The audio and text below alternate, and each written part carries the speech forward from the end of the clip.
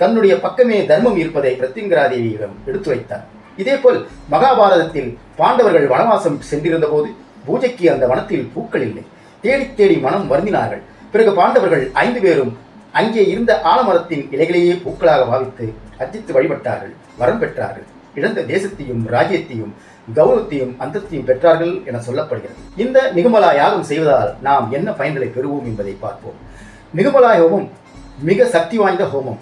இந்த ஹோமத்தில் கலந்து கொண்டு பிரத்யங்கரா தேவியை மனதார வேண்டிக் கொண்டால் எதிர்ப்புகள் விலகும், எதிரிகள் வலுவிழப்பார்கள்.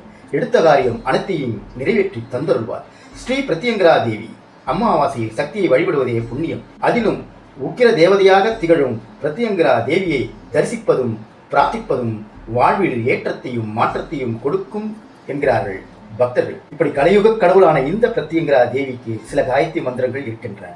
அந்த மந்திரங்களை நாம் உச்சரிப்பதால் ஏற்படும் பல நன்மைகள் உண்டு. ஓம் அபராஜிதாய விதமகே பிரத்யங்கிராய தீமகி தந்தோ உக்கிர பிரசோதயா.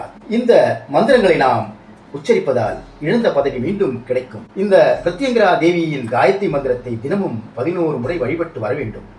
அப்படி வழிபட்டு வந்தாலே நம் மனக்குறைகள் அனைத்தும் போக்கி தருவாள் தேவி என்கின்றனர் பக்தர்கள். இந்த யாகத்தில் கலந்து கொண்டால் இழந்த பதவி மீண்டும் கிடைக்கும். எதிரிகள் தொல்லை தீரும். உத்தியோக உயர்வு கிடைக்கும். புதிய வேலை வாய்ப்புகள் உண்டாகும். திருமணம் வியாபாரம் நடக்கும் என்பது நம்பிக்கையாகும். கலியுக கடவுள் பிரத்யங்கரா தேவியை வணங்குவோம். அவள் அருளை பெறுவோம்.